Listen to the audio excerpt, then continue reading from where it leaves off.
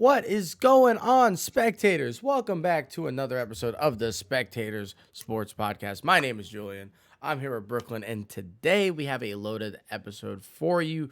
We got All-Star Week happening over in the MLB. We got some pro-ams going on in basketball. We got some weird football news. There's a lot going on. I'm excited to get into it.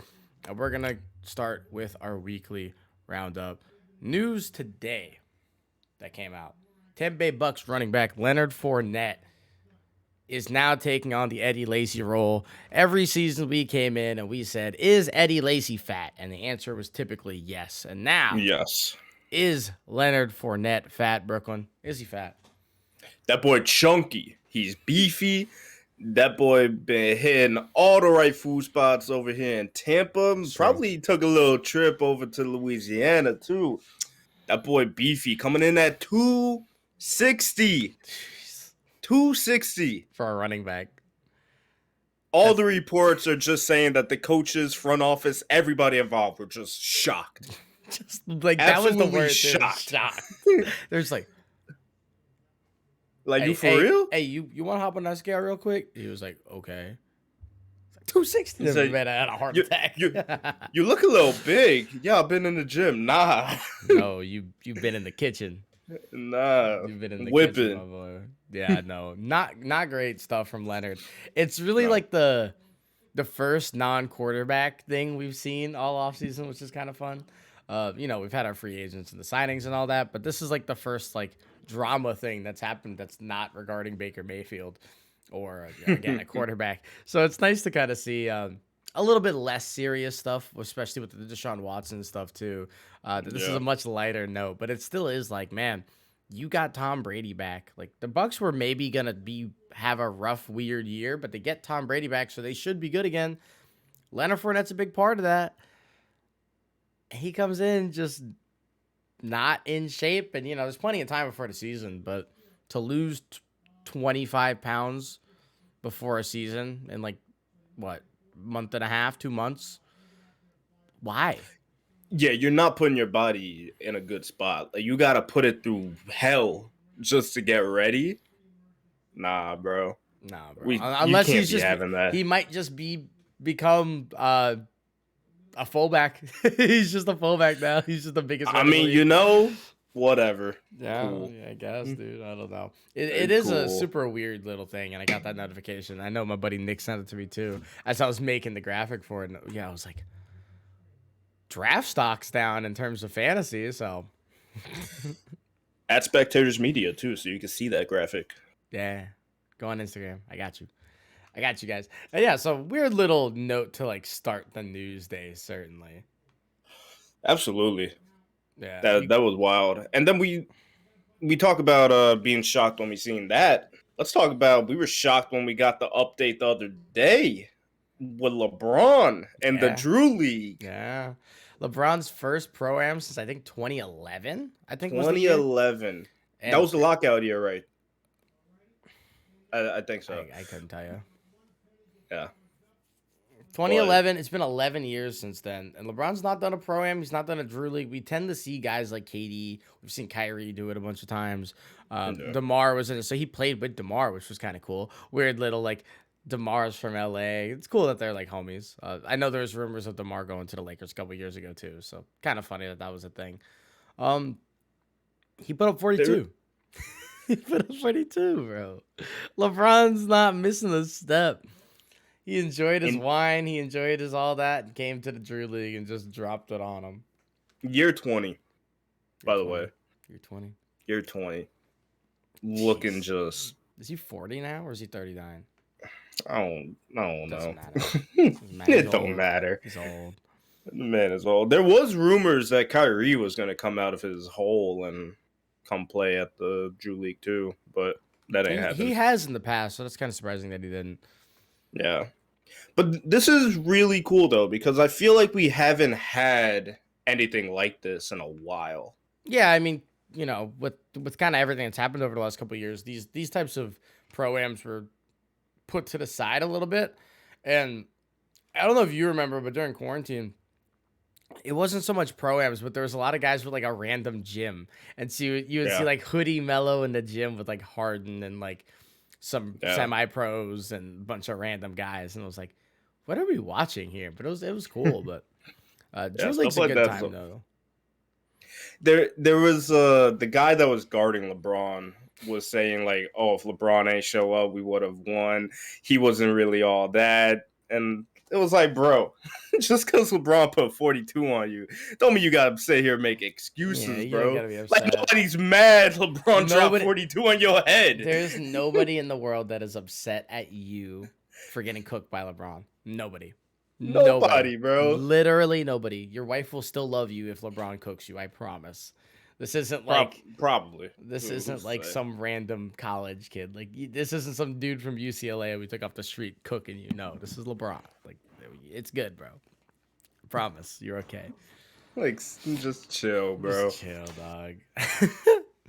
Yeah, so Insane. yeah, that was definitely some cool little news. It was nice to see like basketball again too. We've also had the summer league. Shout out to the Portland Trailblazers. They won the summer league. Pretty They ain't even know. They mean no.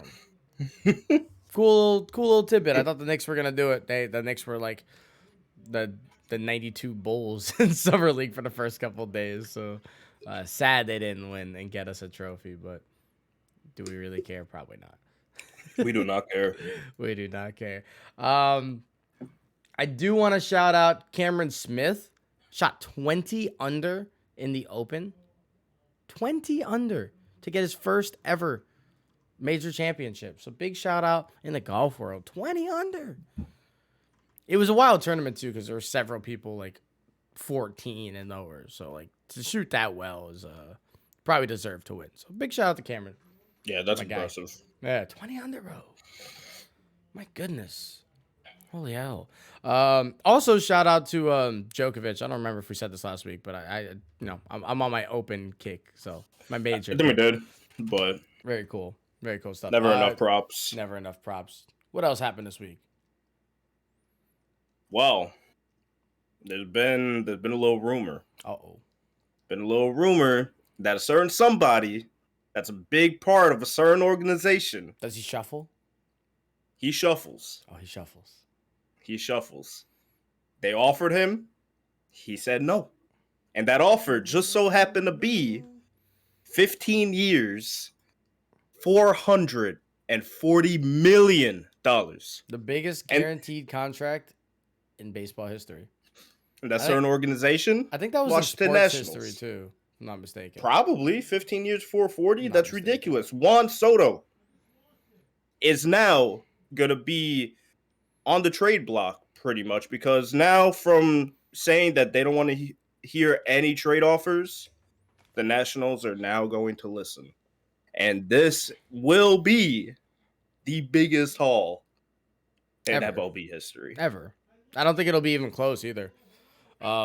It's really weird right now because like we've talked about it in the past. We have Kevin Durant who's like looking for a trade in the NBA, and now we have Juan Soto looking for a trade in the MLB, and this is two just perennial talents. I mean, it's weird to say perennial when Juan Soto's literally 23 years old, but like he's that good.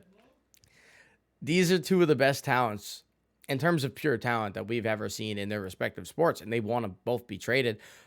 You know how big cojones you have to turn down $444 million. That is almost like $500 million. And you turned it down because you do not want to stay with this organization.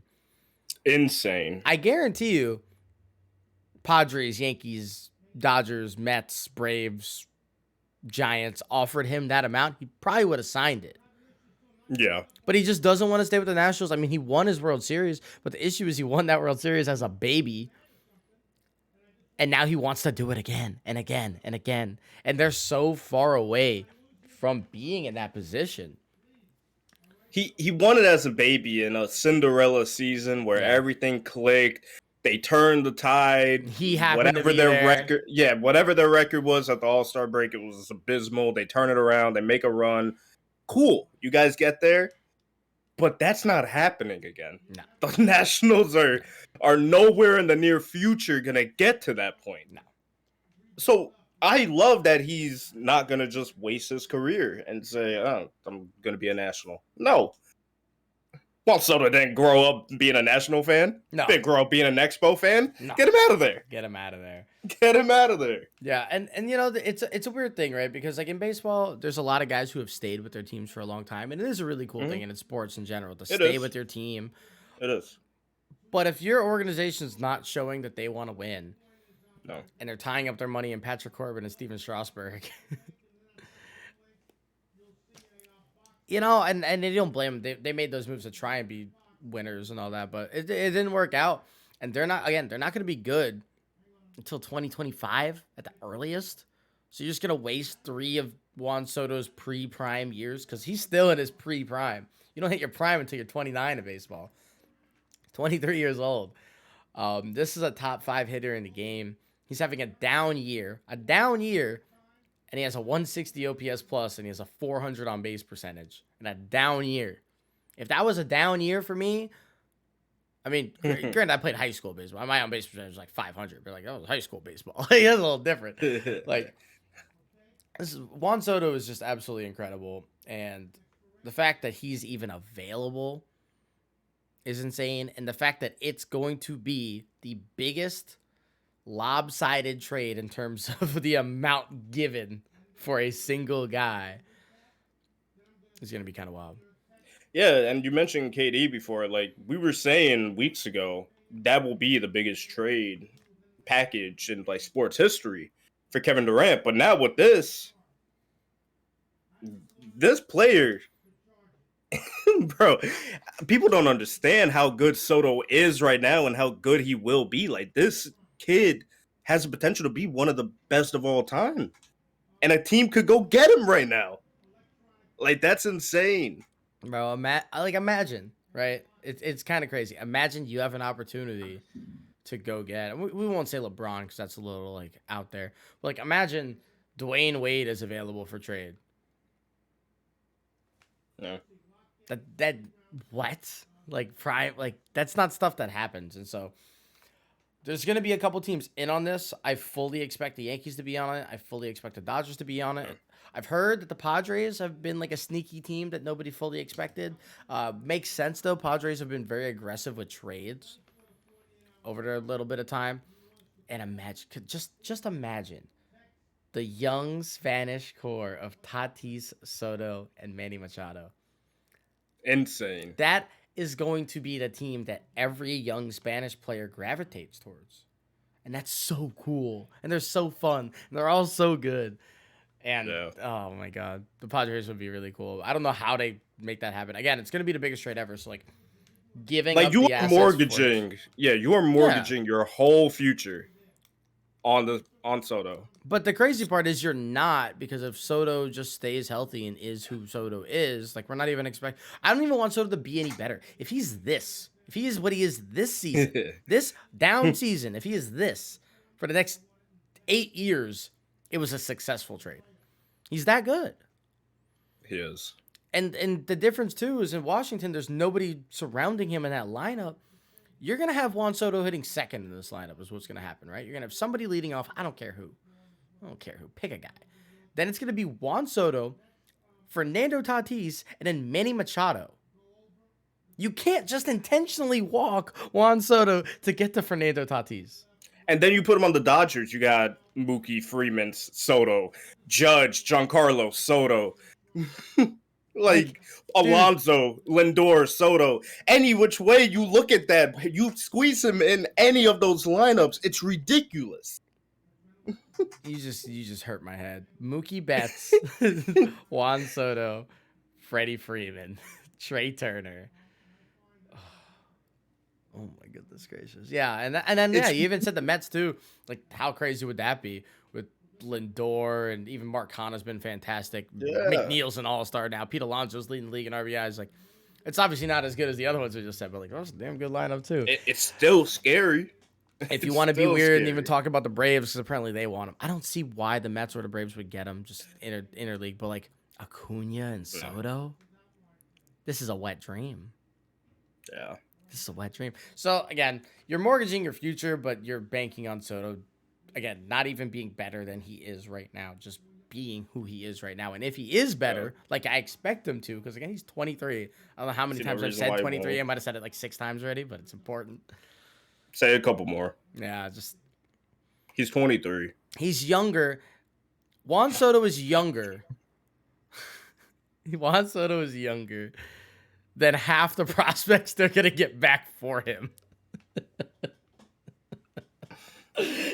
like wow. If the Yankees trade for Juan Soto, they're gonna get Oswald Peraza. Peraza's 22 and he's a prospect, and Juan Soto's a World Series champion. He might have been he could have been MVP last year if you wanted to be weird. Like, yeah. So that's just a crazy thing. I know we're kind of on this for a while because he's that big of a talent. He really is. It's going to be really, really interesting to see once these trade talks kick in, come trade deadline. Man. Yeah. Who do you have your money on him going to? If you had to bet, if you're a betting man. I want to say probably to not go back and forth, I'll just go San Diego. But I feel like it's up in the air between the Padres and the Dodgers. The Yankees could absolutely do it. I just don't think they will. I think they have the pieces too. They just won't. I feel like they're in the best position to pull the trigger if they want to. But the thing is, do they? Yeah, and a trade with the Dodgers would be weird because, like, are you just giving your entire core to the Dodgers? Like, I feel like multi-trades like that, like consecutive years giving all-stars to a team, is a little odd just because you already got the guys you wanted from that organization. You know what I'm saying? They got the guys who were available. Yeah, you got Josiah Gray, you got Kabert. Like, now we want Bobby Miller. Now we want Andy Pages. Like, are they going to give you that? I don't know. Because we already went through these negotiations once for Trey Turner. Like, I don't know. So that could be a weird one. I'd probably bet on the Dodgers, though. I think that's my bet. No. I would like him in San Diego more, though. San Diego will be sick. That's where I want to see him. The interesting part, too, is this doesn't necessarily mean that Soto would sign with this team that he gets traded to. So he can get traded. He has about 2 years left or 3 years left. I don't remember which. So he could play there for the next couple of years, go be a free agent. This would still probably be a worthwhile trade because you're getting 3 years of Juan Soto. Yeah. So pretty interesting thing there. To stay on the baseball talk, I mean, we're pretty much going to talk baseball the rest of this episode. The Mariners. The Seattle Mariners have done something no other team has ever done in the history of baseball.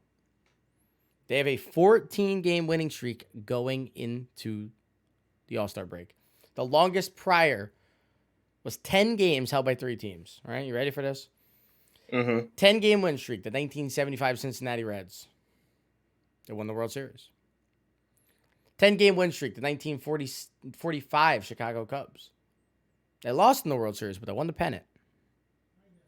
The 1935, dear Lord, that's a long time ago. that's like 80 years, or that's 90 years ago. The 1935 Detroit Tigers, 10-game win streak. They won the World Series. Those are the 3. That's the list. Little trend going on. There's a little trend going on. The difference is, and there's a pretty big difference here, the Mariners are the last seed in the wild card, and if it was the old way of going about it, just like 2 years ago, they wouldn't even be a wild card team. Never mind in 1935 when only one team for the National and only one team for the American League made it to the World Series or the playoffs at all. It was just them. That was the pennant. Like, they won, and they were in it. So it's obviously a little bit different. I didn't even know that, actually. Yeah. It used to just be if you win, you have to win your league. Regular season, then you just get in. It was crazy. It was cutthroat. That's why the mega teams won so many in a row. Like, there was no Cinderellas. Like, there was no 5-game playoff. There was no 1-game wild card. Yeah. So the Mariners are definitely working themselves into a good position. And I thought that was a cool little stat.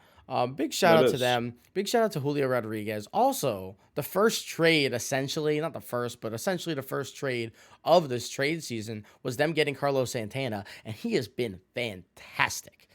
And he was playing well in Kansas City before the trade. Like, he had a really good month, and he's just kept it going. And, good for Carlos. He's kind of on that Matt Carpenter grind where he was Yeah. on the decline. It was pretty evident. He was kind of just a vet here.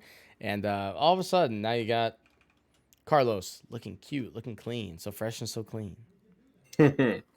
Yeah, big pickup from them. And I mean, they've been rolling. And shout out to another team that actually got their win streak broken, the Orioles. Yeah, they were doing really well too. They're looking hot too. Yeah, and it was the first time in a couple of years. I don't remember how many years I saw, but it was the first time in a couple of years that every single team in a division was over 500 after X amount of games. Because obviously, like 3 games in, you could all be 500. But yeah, so pretty cool. Shout out to the Orioles; they're playing well. We'll stay in the AL East for a second. The Red Sox, hobbling into the All-Star game, have not won a single series against an AL East team, and I don't think it's too much to consider. It will be come playoff time. They're not going to have tiebreaker on anybody, but just more moral wise, like you don't have bragging rights over anybody. nobody's scared of you. Nobody's scared of you. The Orioles aren't scared of you. Certainly the Yankees aren't scared of you. Like, and the Rays and the Blue Jays have not even played that well, and they're not scared of you either. It's been a rough time for the Red Sox because even they had the bad start, and even when they played, even though they played great, they gained no ground. None. Because the Yankees were steamrolling through the East and everybody else in their path. You do all of that, get no ground gained just to play them and still lose the series. And then you get a nice extra inning win, and then you just get mollywopped. And then it's just like, what do we do? You guys are hurt. You guys are in slumps. Chris Sale comes back. Chris Sale leaves. Breaks his pinky immediately. I feel bad for Chris Sale. Immediately. One inning in. I hate that. It sucks. Sale needs to be pitching. Well, also on that, not to fully divert from the Red Sox talk, but Chris Sale, he's been really injured. I mean, even since his White Sox days.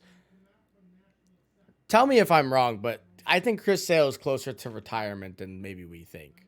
I do too. I think I thought that immediately once I heard he broke his pinky right when he comes back. Yeah, because it's like, that's got to be so deflating. You work so hard. He's such a competitive guy. Like, I don't like Chris Sale. Let this be known. But if there's anything that you can take away from Chris Sale, it's that he is uber competitive, and there's nothing he wants to do more than just pitch the baseball and win.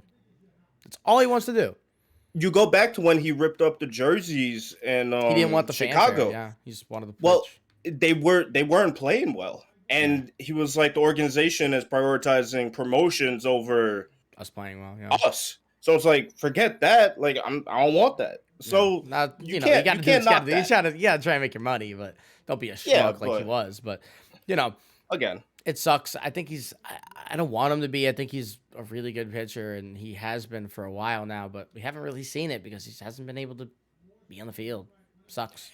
And you look at the meltdown he had at AAA on the assignment like 2 weeks ago, where he starts breaking stuff in the tunnel of the club. He bought them new TVs. But like, even that, on top of breaking the pinky immediately after, pretty much, that's got to give you the case of like, he is really frustrated. Things are not going his way. Yeah, it's really, really hard to see a future where he's like, I'm gonna keep on putting a whole off season of work away from the fam, do all that, grind, just to not play year after year after year. Yeah. So I do feel like retirement is a lot closer for Chris Sale than people may see. Yeah, then it should be. Yeah. Certainly. Yeah, so that does suck. And that's no knock on him. No, it's not. It can't stay on the field. It's just the way it is. And then before we get into the All-Star stuff, because I do want to talk about all the replacement guys for the All-Star game. We talked about the All-Star rosters before and the starters.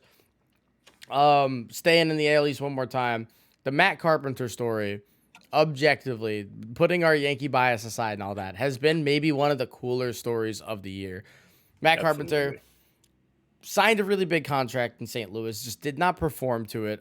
Eventually got DFA'd. He gets picked up by the Texas Rangers. They keep him in AAA. He knows, after working really hard all offseason on his swing, changing his swing almost completely, that he could be productive on an MLB roster.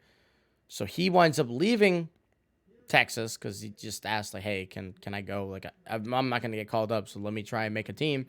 Sits on his couch for a couple days, isn't sure if he's ever going to play. And pretty much he goes from not sure if he's going to play to getting picked up by the Yankees because of a bunch of COVID and injuries that they had for a weekend in Tampa.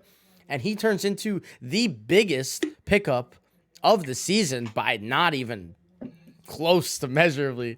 Like, he has been so incredibly good. In 31 games with the Yankees, he is hitting .351 with 34 RBIs, 13 home runs, and a 1.371 OPS. Good for a good for a 286 OPS plus. And at first, we thought it was a fluke. He had a couple home runs in that first weekend with the Rays and another couple during that week. And we thought, he's excited, he's spunky, he's enjoying himself. Yep. And he's just been, he's feeling really good. He looks really good. He looks confident. He's having amazing at-bats. Like, eye test. If none of these numbers existed, if his numbers were half of what they are, looking at him play, you'd be like, that guy should be starting every single day. Just based off the at-bats, just based off the demeanor and everything. And it's been a really good story. It's been nothing short of amazing because, like you said, he was on the couch. Yeah. He didn't know if he was ever going to play again because nobody wanted him. And then just to come in, and he's saying that he has a whole new look on, like, baseball and playing because he didn't think he was ever going to see the field again. So now that he's here, he's just taking every opportunity that he possibly can. Just enjoying it. And he is making the best of it. We see some at-bats, clutch situations, everything that he does for this team. And again, all Yankee bias aside, but he is a big reason that this team is. Yeah. He is as important as anybody on this team right now. Those stuff that he's doing, you can't pay for that. No, you can't pay for that because look at the sample size and what he's doing. So if you have that throughout a whole season. Yeah. And obviously it is sample size, so there will be a point where he, like, levels out. But it's not yet, and he's having a really good little stretch. So it's been really cool to see from him. So shout out to Carp. And big shout out to Carp. And you know, there was a slim chance that he could have been added into one of these opt out, injury out All-Star spots. And I'm gonna go through the list for you. All right. So the All-Star game is gonna be tomorrow. Today's Monday. Tomorrow's the All-Star game. There have been 80 total All-Stars. 80 total All-Stars. That's a lot of guys. It's mostly because there's been a lot of injuries, right? And then there's been a lot of pitchers who pitched this weekend. They're not going to pitch in the All-Star game. Obvious reasons. They're trying to help their team win. Garrett Cole pitched yesterday or 2 days ago. I don't remember when he pitched. I think it was yesterday. He pitched yesterday. He's not going to pitch. Cole versus Sale. He's not going to pitch in the All-Star game 2 days later. That's just not going to happen. So let's go through the list. Carlos Rodon was added in for Josh Hader. Garrett Cooper added in for Bryce Harper. Austin Riley added in for Nolan Arenado. Tyler Anderson added in for Carlos Rodon, who was added in. So a big flip-flop in there. Jake Cronenworth in for Jazz. Devin Williams, Max Fried. Miles Michaelis. Freddie Freeman's been added. JD Martinez has been added. Corey Seager. Santiago Espinal. Jordan Romano. Liam Hendricks. And Ty France have all been added to the game. Some of the other guys I skipped over, Corbin Burns, Justin Verlander, Garrett Cole, Mike Trout, Yordan Alvarez are not going to be in the game. Sucks. Again, a lot of these guys, some injury stuff. Like Altuve got hit the other day, so he's not going to play. Altuve has his whole hand thing that's bothering him. It sucks. Because these are the list, right, that I just said. Josh Hader, best closer in baseball. Bryce Harper, reigning MVP. Mike Trout, best player in baseball. Garrett Cole, Verlander, the 2 best pitchers in baseball over the last 5 years. Like, that's a sucky list to leave out, but it's really good for these guys to get in. It is, and it gives these players a spotlight, and then it gives a chance for guys like Ty France, Austin Riley to also make it in, who were just on the outside looking in. Yeah, they absolutely deserved it too. I mean, Austin Riley's probably been the best third baseman in baseball this year. So it sucks, but Exposure is never a bad thing, No, especially for baseball. and I know I saw, and tell me how you feel about this, but I saw Ken Rosenthal was like, there's 80 All-Stars this year. MLB is a problem. And it's like, well, what's the problem? Is the problem that baseball's 162 season and we're not going to pitch Garrett Cole 2 days after he just started? Or are we going to push back a Garrett Cole start just so he can pitch in the All-Star game? Yeah. That doesn't feel right. When you have games to win and you're playing Boston this weekend, like that doesn't feel right. And so like these teams are trying to win games. We have races going on, and we're not going to change our rotation, stuff like that, so they can pitch 9 pitches in LA. Exactly. And like you're already starting out with 50 altogether, right? I think so. 25, 25, I think so. Yeah. So it happens. Well, what are you going to do? Because, like you said, you're not going to prioritize the All-Star game and fans that aren't even your fans seeing the guy rather than beating said team on Saturday. You don't care. Yeah. You don't care about that. And then you're not going to risk a guy that's been hurt or like on the fringe of like being hurt and resting, trying to get back, rehabbing. You're not going to prioritize him playing in the All-Star game over getting rest. No. So, like, go ahead. They're acknowledged. They're an All-Star. Cool. And now you know, okay, these guys came in because of nice. The game still happens. The fans are happy. The fans get to see other players. This is a good thing for baseball, in my opinion. Because, like I said, you have the top guys. And if you're a casual fan, you know these top guys. But people that aren't in the game, aren't watching every single game or like looking at everything, they don't know Austin Riley. They don't know Jordan Romano, Ty France, all of them. Like, they don't know them. So put them in the All-Star game. Let them see the guy. Maybe he makes a cool play. Now they go on YouTube. They watch his stats. Boom. The game grows. That is the big thing with baseball. That's what baseball needs. That is not a problem. Like, is it a big number? Yes. It's 10% of the league, but that's 10% of the league is not a big percent of the league. So, like, who cares? Like, cool. What percent of the NBA is in the All-Star game? It's probably 10%. Like, there's like 200 guys in the NBA. Who cares, bro? Who cares? Who cares? Like, I don't need strict rules on the All-Star game. It's supposed to be a fun thing. And you know what? These are really cool moments, too. Like, you're telling me Miles Michaelis was projecting himself to be an All-Star coming into this season? No, but he's had a great year. No. He's had a fantastic year. He's the only pitcher that's making, the Cardinals worthwhile to watch on defense because their pitchers suck over there. So, like, he's keeping them afloat. Really cool that he's getting represented. I don't think some guys should be. I think Liam Hendricks was a replacement just because of his name. That kind of sucks. And you have those cases. But you charge it to the game. Yeah. Whatever. And you know what? It's kind of cool for, like, end of career stuff, right? You're going to, at the end of his career, are you going to be upset that Freddie Freeman had one more All-Star appearance? No. It's cool that he's going to have one more All-Star appearance so that we can properly assess how good he has been. Are you going to be mad Santiago Espinal has one, barring that maybe he never goes again? Hope he does. He but won't. Are you going to be mad because he has one? No. No. I'm happy. You'll be like, oh, damn, he made the All-Star game that one year. He got to go to one, and you can remember. In 5, 6, 7 years, we can have a fun fact. In 2022, which Toronto Blue Jay made his one and only All-Star game? Yeah. Santiago Espinal.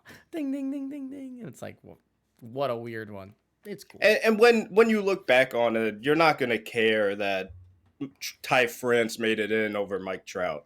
You're not going to care. Well, Trout still gets it, too. They still get their All-Star. Exactly. But or he makes it in because Mike Trout's not there. Yeah. That's better. That's better. But you're not going to care. The why doesn't matter. No, they're there. And in the grand story of the league, nobody's going to care. Nobody cares. We do not care. So just let it happen. Yeah. Let it happen. Take it from the spectators. We do not care. We do not care. We don't. Something we do care about. Home run derbies tonight. This is fun. I got the bracket in front of me. We're going to fill it out. Yeah, we are. Fill it out. Okay? Home run derby tonight. Be there. Be square. The 1 seed. Why is it Kyle Schwarber? It's probably based off total home runs, I think. That's what it is. I'd assume so. Yeah, That would make sounds sense. right. Kyle Schwarber's the 1 seed. He's going up against future Hall of Famer, relief pitcher, an all-time great Albert Pujols. 1 versus 8. Who do you got here? I would love the Cinderella story for Pujols to just take it and ride off into the sunset with us. I would love it. Yeah. I don't think Schwarber gonna fold though, and I don't think Pujols is gonna add to 6 home runs on the year. So I'm gonna go Schwarber. I do think it might be a little tighter than some would think. So, Okay. but I'm gonna give it a Schwarber. Okay. One thing I agree with you on the Schwarber pick. I don't like that Pujols is in this because he's in the All-Star game. Don't give him both. Give him one. Well, I think the issue is not a lot of people even want to do it. I don't agree with that. There's so many guys that wanted to. Maybe not big names, but that's also wrong because you have Soto, Jose, Alonso, Acuna.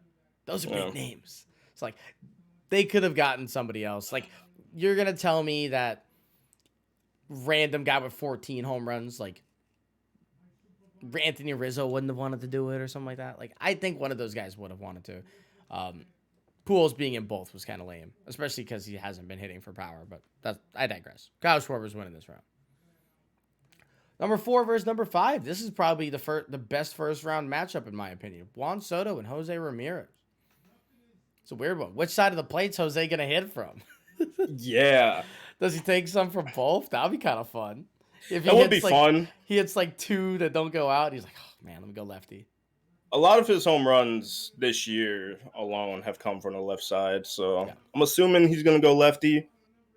And that's interesting because they're both lefties, so like maybe right field and Dodger Stadium ain't really hitting like that. Maybe you want to switch it up and just start pulling them to left field. I don't know. Yeah. This is a spicy one, though. Where are you going with it? I think I'm going to go with Soto. I don't feel like Jose is built to only hit homers. Even if it's a home run derby, I don't think he's built for it. So I'm going to go with Soto. Okay. I'm going to go J-Ram. Okay, we got a split. I want to go spunky on that. We're going to go split. You know what? I'll join you on that just for bracket's sake. Just because I'm literally filling it out right now. So, number 3, Corey Seager versus the rookie, Julio Rodriguez. This is a fun one. I think Corey cooks him, though. This was his home stadium for a while. He played here a lot. I think this is him. I do. Julio will be fun, though. Julio will be awesome. But I do think it's Corey. I'm going with my boy J-Rod. Okay. Fair enough. I think he's just going to show up. He's going to show up. He's hot off the win streak right now. He's going to show up. Okay, and then we got the 2-time champ Pete Alonso and Ronald Acuna. 3-time? I don't know about. I'm just doing 2 for now. First round. Pete. I'm going with Pete. Yeah, it's hard to go against Pete. He's put on a show the last couple of years. Yeah, like really tough matchup for Acuna here. Really tough. Okay, so then going back, you got Kyle Schwarber and Jose Ramirez. It's good. It gets spicy when you get deeper. Oh yeah. It gets spicy. I'm gonna go Kyle. Okay. Kyle Schwarber, I agree. I think Schwarber. I'm gonna go Kyle. Schwarber. Even if Schwarber plays Soto, I think it's Schwarber. And then Corey Seager and or Julio Rodriguez, because we both split, versus Pete Alonso. It's hard to go against Pete for me. It's hard to go against Pete. It's hard to go against Pete. Pete to the final it is. We got a 2 thick boy final with Kyle Schwarber and Pete Alonso in the final. Thick with a beard versus thick with a trophy. Well, no, it's a chain this year. Derby champ. Oh, okay. We got a chain. Well, he has 2 trophies. Now he's about to get a chain. Next year we need a belt. We do need a belt. So Pete can just be fitted out. I'm going to go with Kyle Schwarber. I think Pete's reign ends here. Yeah. I think something about the something's in the water for Kyle Schwarber right now, man, and he's seeing the ball really well, particularly the last month. And granted, it's the home run derby. Like, who cares how well you're seeing the ball? That's the thing. But I think it's gonna be Kyle. I really do. Three-peats are hard to do anything three-peat. They are very hard, but I'm going with 3P Pete. Three-peat, the polar bear on the 3-time. Yeah, Yeah, I I'm think gonna that's go a for pretty it. good. Granted, that's kind of chalk. It is the 1 and 2 seeds, but I'm It there is, for it. but That's kind of how I feel about it. I mean, the home run derby is gonna be really fun. I think every round will be awesome besides that pools one. So I wouldn't be shocked if Corey Seager wins it all, or really any of these guys outside of Albert. If Albert wins it all, I will be. I don't know what I'll do. I'll figure it out. I'll tweet about it. it'll be cool if Albert wins it all, but I don't want it. I want J-Rod. J-Rod's my homer pick for it. Okay. But that'll be cool. That would be cool. The rookie wins the home run derby. That'll be sick. That would be really cool. Is that what Judge did? Did Judge do that? I don't know. If that was Judge his rookie year. Judge won in 17. So Was that his rookie year? yeah, Huh? because he came up in 16, but only a couple Yeah, of that didn't bats. count. Yeah, that didn't count. You know, so Yeah. we've had it before. It has happened. Has happened. Okay, pretty good stuff. But yeah, be on the lookout for the home run And derby tonight. Ooh. Judge did take down Giancarlo, a home run derby Champion. champ. Yeah, that's So true. maybe That is maybe true. we get something spicy. I don't know. I ain't gonna. Yeah, no, for real. That would be really cool. I would like that. I'm cool with any of this. I really like the field this year. It's a fun group. It's a really is. fun group. So I'm gonna be looking forward to watching that tonight. I hope you guys are too. If you play MLB The Show like we do, there's live content for that. So I'm especially excited for that. Yeah. That'll be a really good time. But yeah, you got anything else for us today, Brooke? Yeah, if you look over behind Julian's right shoulder, you're gonna see a nice little blue skateboard. If you look above my head, you're gonna see another nice skateboard. Oh, you want me to go grab one too? Let's go. Mine's a little easier to grab, but oh no, it's not too easy. Yeah, we got some art pieces. Our Nice. boy Hondro. Friend of the Everybody pod, knows member of the pod. Hondro. Everybody knows Hondro. Make sure you guys go check him out. Art by Hondro on TikTok. Art by Hondro on Instagram. Makes custom boards. Not just Little Pokemon ones, either. big ones. These are the only Pokemon pieces. We're Pokemon fans. We're Pokemon It happens. But this is what he does. And I mean, look at it. It's hard. He signs them too. Look, I got a little heart. I got number 10. I got a little heart. Stop focusing, but I got a little heart. Number 4. So Nice. So yeah, go check out Hondro. go Cool check him stuff. out. Yeah. Yeah. Yeah. But yeah, Yeah. and so Art by Hondro on Instagram, Spectators Media on Instagram, Spectators Media on TikTok, Art by Hondro on TikTok. Go check them all out. It's great people. It's great content. You can't kick flip off these boards, but you can put them on your wall and it'll look really. I mean, you probably could. Probably could. Also, since we shout out spectators, shout out Waifu Ju for 800 followers on Twitch. Sure, Make sure you go check him out. Twitch.tv/Waifuju. We did do go that. check that out. We did do that. 800 followers. Go check him out after this episode. Yeah, He's gonna be live tonight. We'll be live tonight. New content for the show.